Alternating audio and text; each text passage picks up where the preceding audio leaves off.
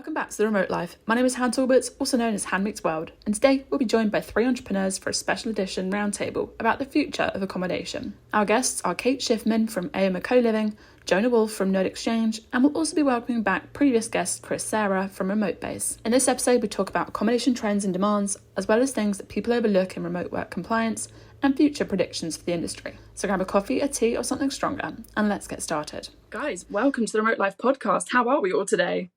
Fabulous. Early morning, 9 a.m. on a Monday. Yeah, we Monday's got fantastic over. 10 p.m. time zones. Yeah. Oh gosh, we've got an amazing variety of time zones out here. It's awesome. So without further ado, why don't you guys tell us about you and your remote life journey so far? Should I pick someone? Who wants to take this one? Well, Chris, you've been here before. Why don't you go first? I've been here before on the podcast, so maybe people already know the journey, but I think if I give a quick summary, started working remotely in 2017, very quickly let that escalate to working remotely domestically in the UK, not just like from my home.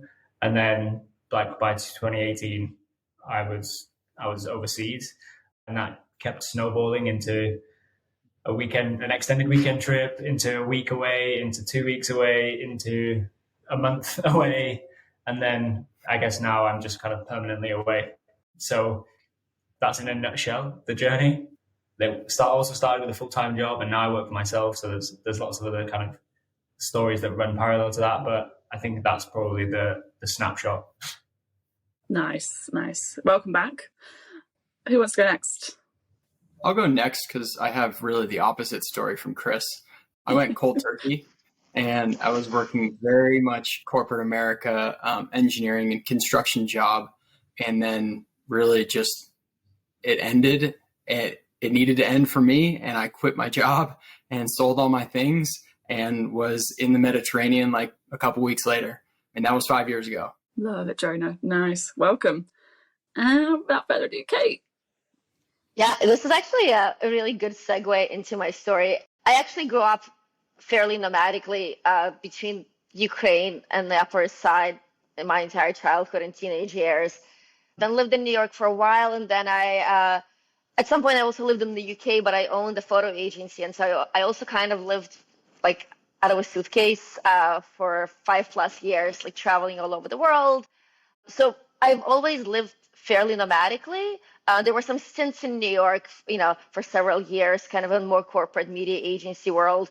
And then eventually in 2016, I did something similar to Jonah. I went cold turkey. I quit my like very fancy agency job, gave up my apartment, put all my stuff in storage, 2 suitcases, and moved to Portugal.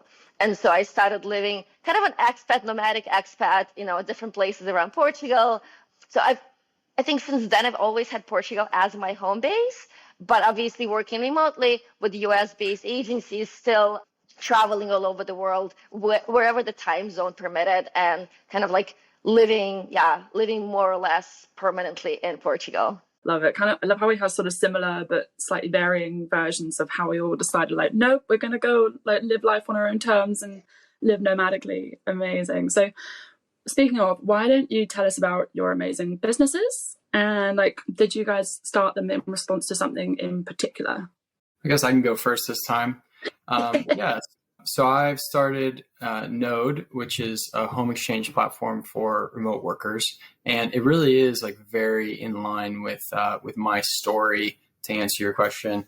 So the past 5 years after quitting corporate America has been primarily travel. And then it really turned into entrepreneurial ventures and started a couple other businesses, one in New Zealand and then one remotely. And throughout that journey on the kind of the second half, I started, I was living full time out of Airbnbs trying to work on the businesses that I started. And it just really it wasn't servicing. It was incredibly expensive, dodgy Wi-Fi, no desk, all of the things that we all know and love. And really started thinking about how we might be able to do it differently.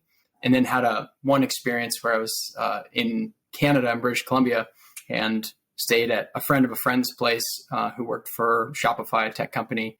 And he was telling me about how he can work remotely, 90 days a year for corporate policy.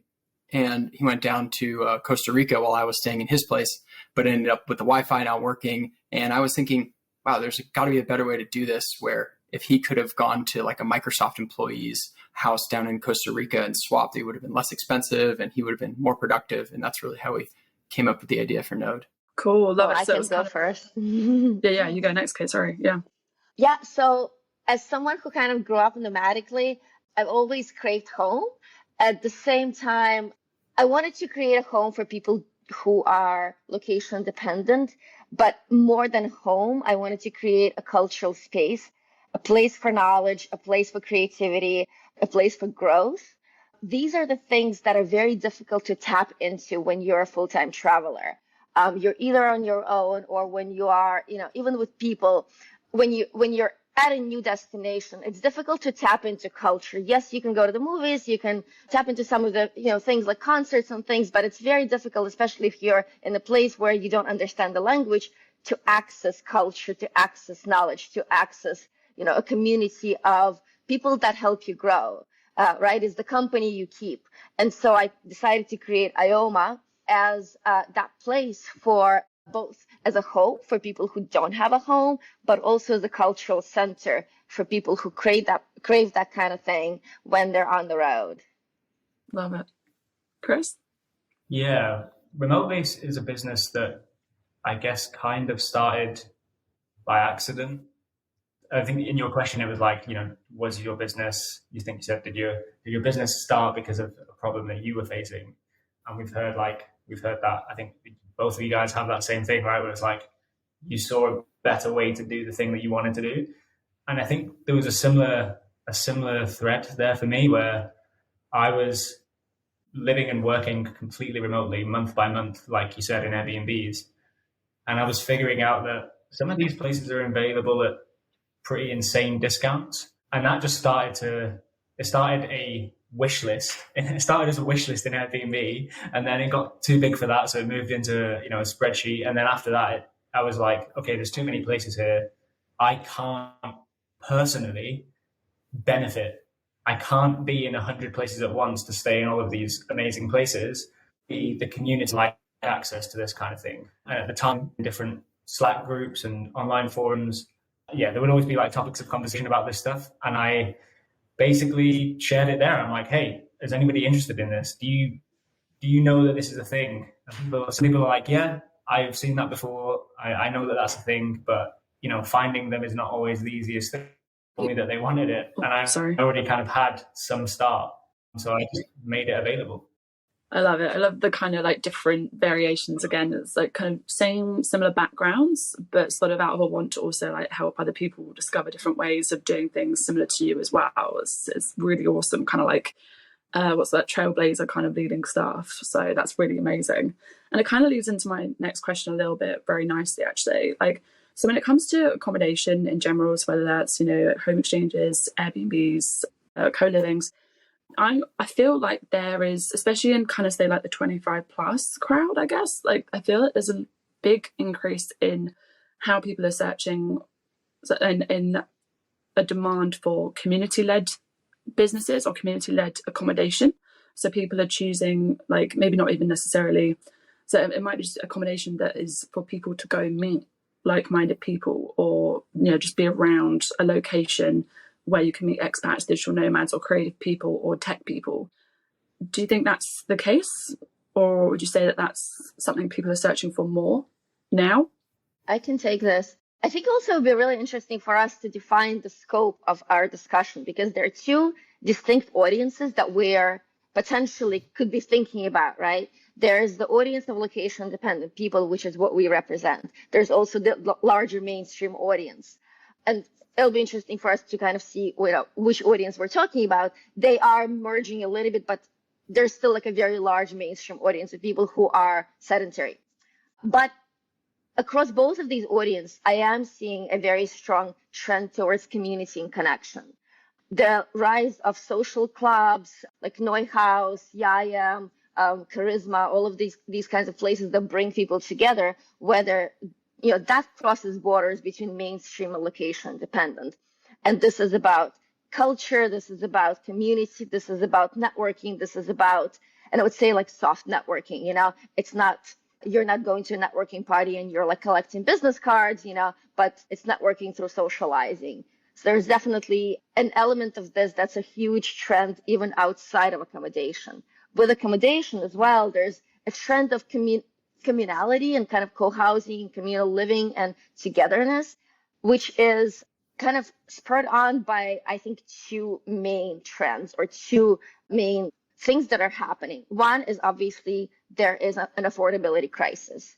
Housing has become unaffordable for many or more difficult to afford for people around the world, whether they are, sedentary and like have jobs where they live, etc., or they're location dependent. We all know, Airbnb prices have shot up, like crazy over the last year or so. The same thing with long-term accommodation. And so this move towards community is partially brought on by this affordability crisis. The other side is absolutely more based on what we need as humans to meet our deepest needs, which is human connection, community, knowledge exchange, experience exchange, connecting to our heritage. So in that sense, absolutely, projects like even pop-up co-livings or retreats like Live Beyond and experiences like Minoma, they're kind of like more retreat-based businesses, as well as traditional co-livings, whether urban or destinational, are definitely showing up as a very, very, very strong trend. So hopefully that answers. That was amazing. Yeah, I completely agree. I always bring this up when it comes to cities, but I find it so fascinating. I worked in property PR a few years ago, and I will never forget, because over here in the UK, we were having this sort of crisis about like the high street is disappearing. And I remember the high street being like almost like the central street where people shop here in the UK in our different towns. And I remember these guys saying like 6 years ago that no, the high street is not disappearing, it's simply changing. So our shopping habits are changing. And to me, I'm seeing this so clearly now in how like coffee shops are popping up more in different places, how more spaces are being created. And I know I saw a bunch of articles about this after the pandemic, and I suppose it feeds into accommodation for me as well, is that during the pandemic, a lot of us kind of found there was a clear crisis for social spaces, like there was a lack of social spaces. So therefore, like there's a lot now that's being created so that we can have these sort of social spaces as well. So I think that just brought that to mind for me, as like that was so perfect. Yeah. What do you guys think? Do you wanna? I think there's like a pretty simple like tack on to what Kate said in like the duration, I think is the biggest thing that's driving the push for community. Like what I'm seeing a lot, particularly in, the more general cohort or audience that you were talking about, Kate, is people can travel for longer. And that is the primary difference from 3 or 4 years ago, is instead of just taking a vacation, being happy with your 2 weeks a year, all of a sudden you can work remotely. That's what we're all about. But you can go and be somewhere for 3 weeks or 2 months and continue doing your job. And the demand and what you're looking for out of that experience is completely different than going for a weekend trip or a week in Italy or whatever it is. You're looking to understand the culture, and you're looking to make some friends and really like integrate with the community and have a much different experience. And so the duration is the biggest trend that I've seen like change what people are seeking. That's interesting. For me, everything that I observe tells me that there's two modes that people search for. Like sometimes the search is very much driven by community, and other times it isn't. And I don't think that one can really exist without the other. I think one of the biggest drivers is somebody's tenure in this lifestyle. And it's so interesting when Kate says like location independent audience and then the mainstream audience, because the way I look at the mainstream audience is they're just the people with the shortest tenure. They've not had any experience yet, but I see this as part of a much, much wider change that's going to happen over decades, which is that everybody will have some tenure with living nomadically, or everybody will have some experience of having an extended stay in 10 years time or in 20 years time. So I think that in some way the community, like the early people with less experience living this way, I see those people, those individuals as a group looking for more community-led accommodation, or looking for accommodation that's driven by community. And I think it then becomes a cycle where people have some community-led accommodation choice, or like a living situation that's focused around community.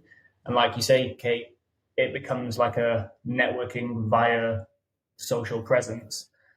And you kind of build your own network, and then you cycle back out of that, where you need your own space and you need to kind of refine your own balance. And then eventually you like that tails off, and you either lean on the network that you've built, or you go back into that search for more community focused accommodation, and so on and so on. So I think I think what we're talking about is like this small bubble inside this much larger change that's going to take place over a much longer period. Actually, to build on this, one more thing that I'm seeing that's a big trend is actually flexibility. And I think it goes back to what you were saying, Chris, as we've all gained the ability to travel for longer, and as more and more people enter the ranks of part-time nomads, remote workers, as the opportunity, becomes reality for more people, flexibility really comes into play. People don't want to commit to a 1-year contract. People, even those platforms where people are searching, when they, as you said, duck in and out of different communal situations, I think flexibility is going to be a very important factor in the decision-making process. And that's obviously where platforms like Noad are coming into play. So that's one big trend as well, I think, for both audiences. Like, people want to have housing options that allow them to have the lifestyle that they want. They don't want to be dictated by, this is a lease, it's set in stone, I cannot break it, I cannot go anywhere. I definitely would agree with that. And I think what is going to come out of that is the different choices. And like, way that I sometimes like digest some of this stuff is like, there's 3 different silos or choices that you can make, especially if you're looking for community. You can have I'm going to do it for myself, and I'm going to go on Remotebase and get my accommodation and go and kind of figure it out on my own.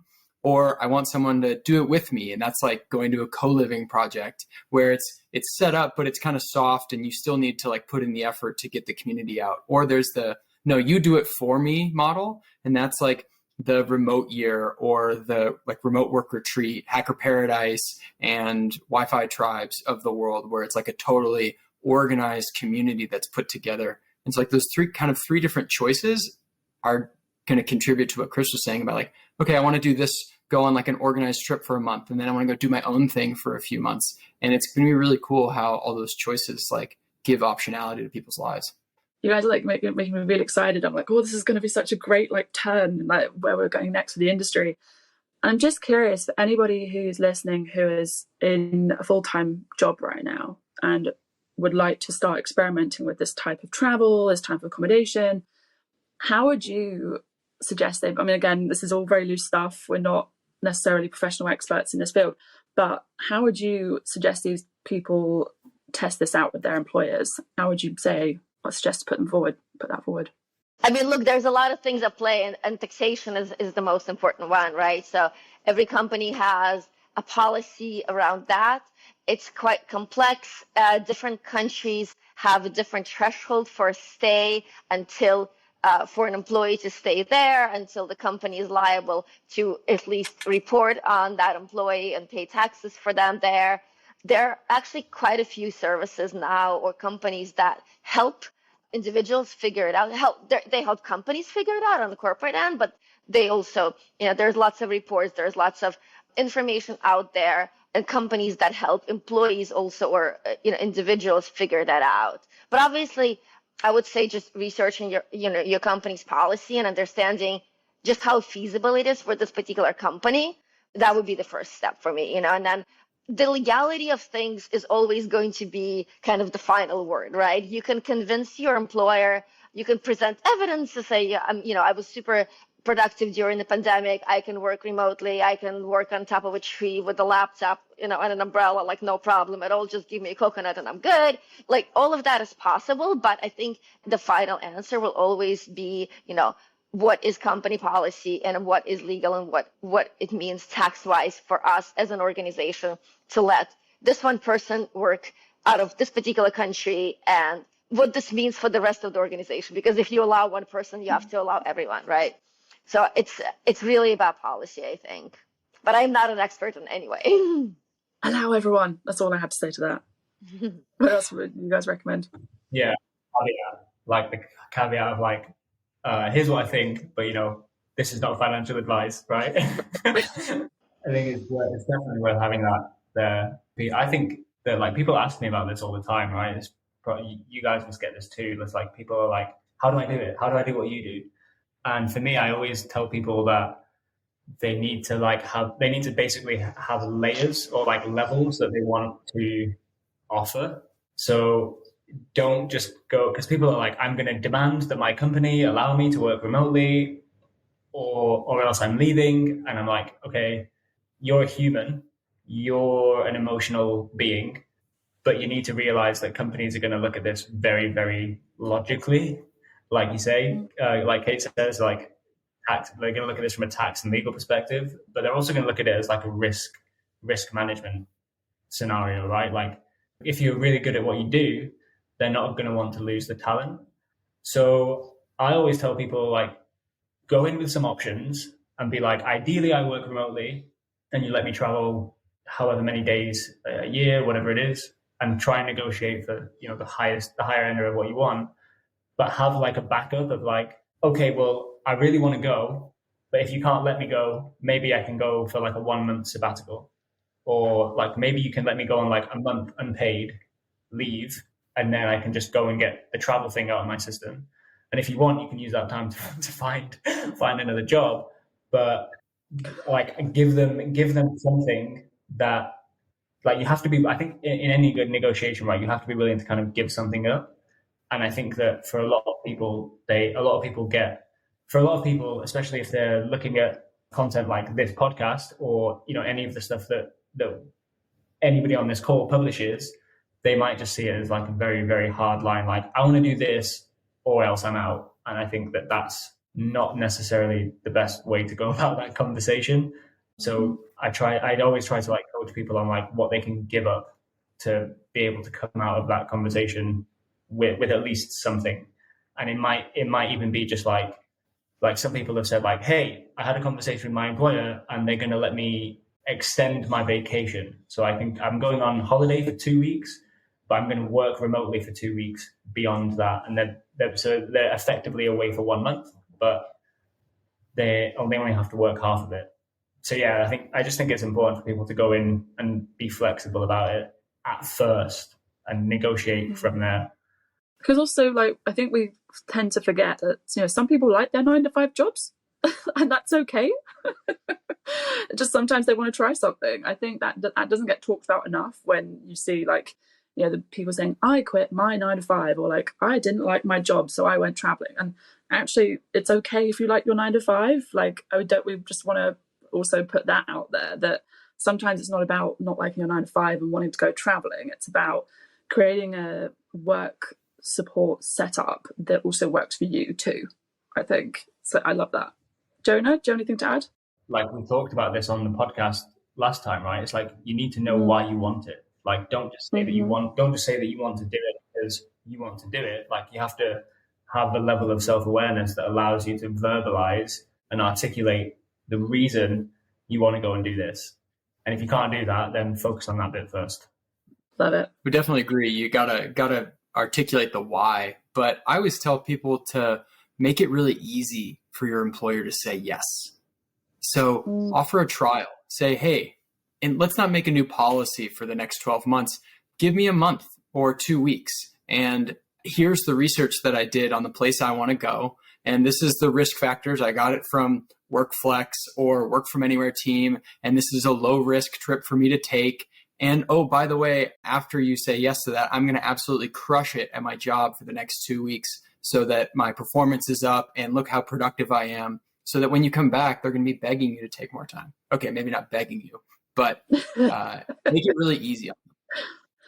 For sure. I think that's for me why I like championed remote work for so long, was because I was like, look, I actually give better results when I'm allowed a different amount of different variety of setups. Like, it's not about being in the same setup, especially as a creative person. You kind of need that sort of switch up of environment. So that for me was always like a big thing. People say, oh, is it because you wanted to travel? There's an element of that, but no, it was because I found going to different cafes, co-work spaces just in London, for example, that I was therefore getting a lot better results back. So I love what you said. And that caveats also into another question, pivots into another question I had, which was, okay, what would you say from an employer's perspective is a good reason for allowing your employees to take some time to remote work in a different location or whatever it might be? I mean, I think the productivity is the biggest one. Exactly like what you said. It's people in today's day and age are more productive on different schedules. Like the 9 to 5 grind is not optimal. And I think that like the data is so incredibly clear, and that our own personal like anecdotal data as well through the pandemic. Like I think any CEO or executive that says that they didn't work outside of working hours during the pandemic is just not telling the truth. So that flexibility in choosing when you work and where you're most productive and what setup, like you said, Han, what setup you need to make yourself more productive, like that's the push there. And then obviously being able to hire from around the world and then retain that talent by giving them what everybody wants, which is flexibility. Yeah, I think it's definitely a very strong employee retention game for companies, especially particularly tech media companies where there's a lot of competition for talent, and also talent can be very easily remote. There are industries where that's just not the case.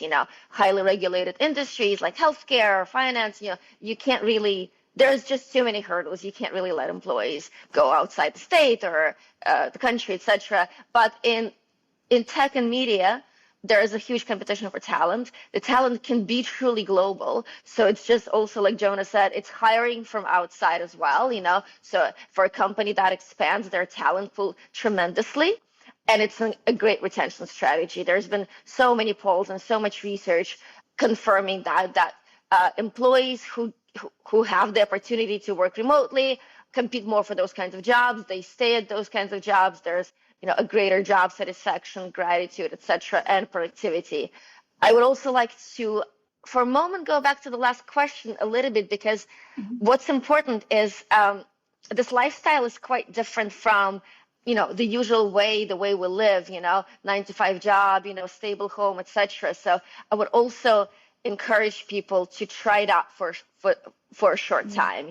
Yes, of course, people like Jonah and I just kind of gave it all up and fully into it, although I have been living kind of as a nomad my entire life here and there, but I think for people who are very much set in their ways and are used to a specific lifestyle, even if they're craving the freedom and flexibility and the openness of a location flexible lifestyle, I would really recommend to try it for a short time to actually get a sense of it. And it takes a while to get into the swing of things. It takes a while to understand your own kind of ups and downs, psychology, productivity, all of that. Where are you comfortable? What kind of space do you need to be comfortable? Lighting plays a huge role. Comfort plays a huge role. Do you want it to be urban? Do you want it to be suburban? These are things you inevitably find out as you're in the situation. So trying that out for a short period of time before you kind of take the plunge, I think that's really important. For sure. Nice.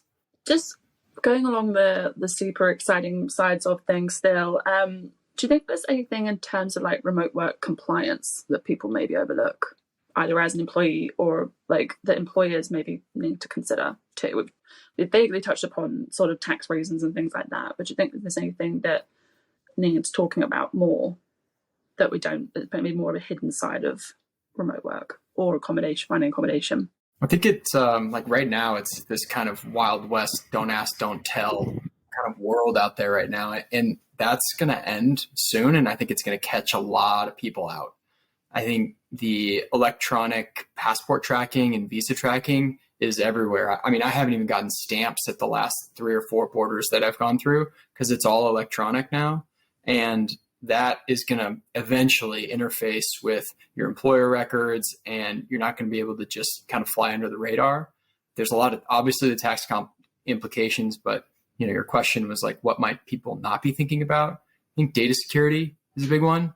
There's a lot of data security risks for traveling, and depending on your industry, obviously, but I think that could catch some companies out.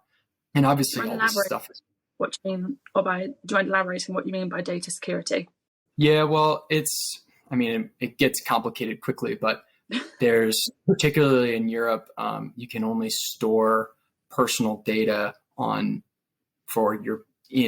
Europe for European citizens. And so if you have to like track where your servers are, and then if you're accessing that data, and then if you're compiling data from different nationalities in the wrong place. So if you set it up correctly, it's okay, but it could be an issue. And then obviously all of the like unsecured Wi-Fi networks and things like that. So employers are going to be issuing VPNs, and then those are going to get less secure. So it's just a big can of worms that I think is potentially ripe for risk. Right. Anyone else want to jump in with anything? I can talk. I think from the employer side, there's this huge question about talent retention, and whether or not people will continue to choose the security of a paycheck and the stability of a job, which arguably is like not even a thing. This like job stability is becoming less and less of a thing. Like even especially in the industries that largely lean into remote work, with like huge tech companies just making huge layoffs fairly consistently over the last few months. I think there's this starts to become a thought that is more in the front of people's minds of like, is that really something that I'm choosing right now? Or do I just believe that I'm choosing it when actually it's not really there? And again, I think if we play this out over the short term or the medium term, fine. If we look at this over the long term, I really start to wonder what the broader future of work will look like, and how companies will interact with individuals. Will that be on an employer? Will that be as employee and employer, or will that be as a personal entity with a larger corporate entity? And will we see like an explosion of freelancing, or will we see an explosion of people having multiple jobs or doing fractional work? I think there's a lot there that I see. I don't know. It feels like we're just really on the start of something with that. And that's kind of how I think about that. I think from the personal perspective, though, like what do people overlook from the personal side? Honestly, I think it's just space. Like a lot of people walked in to remote work kind of with their eyes wide shut, right? It was like they started working remotely in the pandemic, and they learned that working remotely is something that you do from your kitchen table. And that's cool. Like it can work.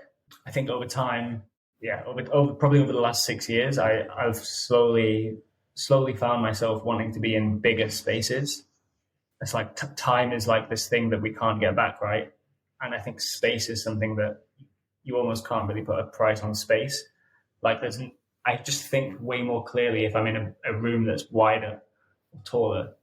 Like right now I'm in this call booth, and I can put my hands on both sides of the wall, and it's difficult. I'm like, how do I think in here? If I'm in like a naturally lit, tall space, I don't know. It kind of like I feel more comfortable there. And this is something that is really, really difficult if you're an individual choosing an environment to work from remotely, but you're used to like immaculately designed offices, right, which are like built for productivity. It's really, really difficult to transition that. And that's where I think like home office space, or like a home or an accommodation which is big enough to have dedicated, and I mean genuinely dedicated, not a table in the corner, workspace. I think that is something which will become more and more evident as a need for people if they want to look at this as a lifestyle, like a sustainable lifestyle choice, and not a one-off workation. Kate, do you want to? You kind of touched upon a little bit already, Kate, but do you want to add anything? Yeah, no, I mean, obviously we've talked so many times, so I'm very big on lifestyle and wellness as part of the way we build spaces and design spaces. Super important. It's funny, one of your questions is where's home, or home is where X is. For me, it's really all about the interior space. I can be in the city, country, locale I'm not particularly interested in or I don't enjoy, etc. As long as my interior space is comfortable and conducive to what it is I need to do there, I'm absolutely perfectly comfortable, and I'm happy and I'm productive. So the space that I'm building is actually built on the principles of something called sensorial design. So as the name suggests, it's essentially designing and building a space with the respect and attention to our senses. So everything from the airflow, of course, the lighting, the color temperature, the materials that are used, everything, all of these things are what comprise our experience in the space. Most of the times, we're not even conscious of this because we were never taught how to understand the way spaces affect us. But we all know that they do. There's some, you can walk into an Airbnb and it has the same thing. It has a bed, it has a desk, it has everything, but you're just not comfortable. You want to get out of it. But you don't realize it's because that wall is red, for example, or they have these stupid LED lights that are this green, blue color. Who invented this? I don't know, but that person should be put in jail because that is a really bad color temperature for well-being. And so, yes, I think people are going to slowly wake up to understanding their needs as far as their spaces are concerned. And I think there's some education that needs to happen there as well. When I talk about these things, people nod for some of that and have a totally blank look for other things. So there's that, obviously. Also, building on what Chris said, it's important to understand that you can also go to a co-working space. And for us, kind of nomadic location dependent people, that is a totally logical thing to think about and a totally logical option. Sometimes we look for a space that has that. Sometimes we don't have a living space with proper work setup. But our second thought when we think about a destination is okay, what's going on in the co-working scene there? But many people coming from the corporate realm are actually, yes, they know that co-working exists as a concept, but it's not something that comes naturally for them to think about when they think about a destination, their experience there. And that's something, again, it's education. So people like us, people who create content and help others embark on this path, that's something that we also need to help them understand and promote, that there are spaces where you can go and you can be in that a little bit more focused professional environment and also connect with others. So it's just understanding all of the options and opening up this lifestyle to the people who aren't familiar. Love it. Jonah, Chris and Kate have kind of touched upon sort of what they need from their space. Is there anything that you particularly need from your space? Well, my personal needs are definitely different, but I think kind of dovetailing into what Chris was saying, one thing that I think could be really interesting in the future is as Airbnb became just so popular and ubiquitous all over the world, that, people invested in their properties and in their homes to turn it into comfortable Airbnbs. I think that the home office or the dedicated workspaces can become an asset to someone's home, and people are going to invest in that. And they're going to say, wow, I have this nice Airbnb, but I really think I should upgrade the desk to a standing desk and maybe get another monitor, or do the same in my home so I can put it in a home exchange site, or something like that. And I think that could be something that's really interesting as people start investing in their own spaces and really prioritizing making themselves comfortable, and then anybody that's visiting or staying with them. Nice. So kind of talked a bit about what we've been seeing.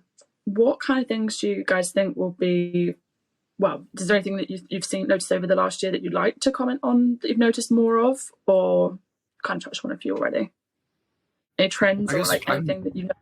Yeah, I mentioned earlier about duration. That's the number one thing that I've noticed is as everybody is able to and wanting to go for a longer workcation or travel in longer durations, even if they have a home base.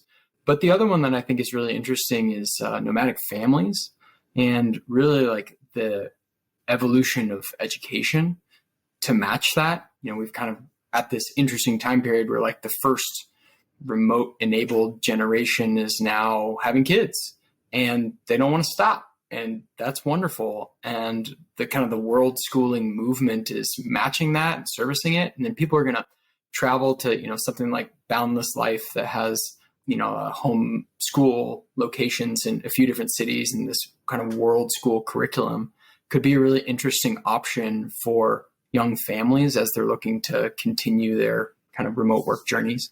Yeah, that's a really good one. It's super. It's interesting how there has been a world schooling movement going on for quite a long time, but it's been really kind of spontaneous and self-led.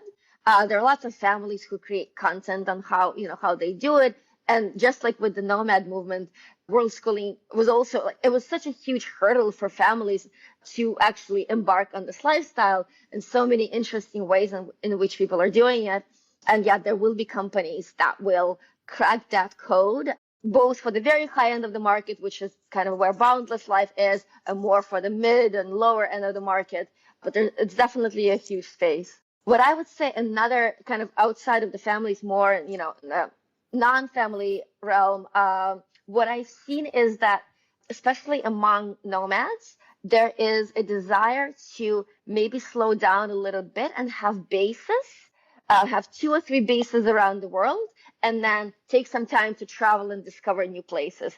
So even though people are nomadic, at some point, everyone wants comfort. They want to walk into that coffee shop where they know your order exactly, and they sit in that favorite chair and look at that tree and have, the same experience that they've continually had there, because that's comfort, right? We are creatures of comfort, and we need to feel connected to our environment in order to feel stable and and safe, secure, etc. And so I've had so many conversations with nomads over the past probably year or so, and it's definitely a trend where people say, you know what, I would like to have a base in these 3 places. Definitely Portugal comes up as one of those places. I think Bansko comes up a lot as well.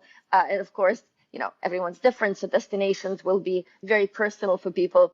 But there's definitely a trend of people establishing or working to establish bases, either through property ownership or, kind of like recurring rentals or home exchanges. But there's definitely a trend where people want to spend at least some time of the year in familiar locations and explore during other times. Nice, love it. Yeah. Chris, do you want to add anything? Yeah, I think there's a huge kind of coming together of responses there. This is something that I talked about. I've been talking about this on stage at nomad-focused conferences this year, which is, the topic is the future of nomad accommodation. And for me, I have kind of put a flag in the ground and said that I think home exchange platforms will see more growth than other platforms or marketplaces. That's what I think is going to happen in the kind of medium term. I'm talking like 5 to 10 years. And I think that's because all of the things that Kate and Jonah have talked about, right? So more nomadic families, which want like longer term, 2 or 3 months, more stable kind of home away from home style accommodation, as opposed to like holiday rental that they can kind of get along with living in for an extended period. And on the other end, so that's nomadic families. Then you've got the kind of more experienced nomads that Kate talks about, where you get like the 10-year nomad, and these are the people who you start to hear whispering things like, "I'm thinking about slowing down. I'm thinking about getting a base somewhere." I think that's like the longer that we have this lifestyle happening, the more people are going to reach that limit, and the more people are going to start to trigger the process of finding a base and slowing down, but still wanting. Because at that point, right, like if you're a nomad for 10 years, it's a really big part of your identity. So to then say, "Oh, actually, I think I'm just going to stay here now," like that's an identity crisis. So often the reason that people are into this lifestyle is because they do like exploring and they do like to continue traveling. So I'm saying that home exchange platforms are a way for new nomads and nomadic families to slowly, more comfortably enter the lifestyle. And they're also a way for more experienced nomads to softly exit the lifestyle. I've been in conversation with Jonah's teams, and I've also I've seen more than 7 or 8 platforms appear this year trying to tackle this. So I think that eventually one of them is going to emerge as like the ubiquitous brand, like the Airbnb of home exchange. And I think it'll be really big. But that's kind of why I think I'm like Remotebase is not a home exchange platform, so I can kind of say that without bias. And yeah, that's where my thinking goes with it. Absolutely. And just building on that and tapping into the affordability and flexibility and all of that. Jonah, you're definitely on the right track. Yeah, with Noad, for sure. I'm also seeing a surge in these types of platforms. It's going to be interesting who cracks the code. I've already seen a few doing things that makes me go, that doesn't seem like people would want this particular feature or particular way of doing things. But I really love what you're doing. Obviously, I'm quite familiar with the way you guys are doing this. Absolutely a huge trend, and looking forward to seeing kind of the best platforms dominate the market. Well, I sure hope it's us. So I'll just leave that space open.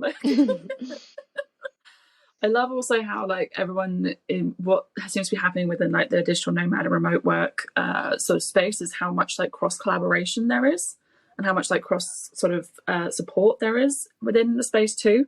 So it'll be interesting to see how that kind of also helps to build each other's businesses in a whole different way that we've maybe not seen before too. I think it'll be so fascinating. Guys, this has been absolutely incredible. I'm super worried that it's nearly 11 p.m. It is 11 p.m. where Jonah is. Do we have any further final thoughts that we want to add? Well, don't we have to answer our question? Home is where? We're about to get there. We're about to get there. I don't know about King Bean. Kate's already gone for it. But no, I'm just very worried that honestly I could sit and listen to you guys for ages. And I had like so many more questions that I would happily want to ask. But if we have no other further thoughts, then yes. Final question. Fill in the blank. Home is where? I can go first. I think it's changed for me to really kind of like nod to what Chris said. For the past 4 years, home was wherever my packing cubes were. Like it didn't matter. And it didn't matter at all. It was wherever my duffel bag was. Packing cubes were, greatest buy of all time, still 5 years on the same set.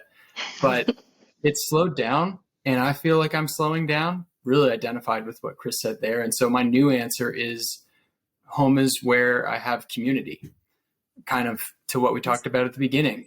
I've started to prioritize places where I have at least several connections. I mean, that's why I came back to New Zealand, because I have a great community of friends here, and I've gotten involved in things I wouldn't have gotten involved of otherwise. Like I joined the tennis club, and I'm playing tennis a couple times a week, and really just like trying to integrate with the community in a way that I hadn't previously when I was just jet setting around and in places for 1 week, 2 weeks at a time.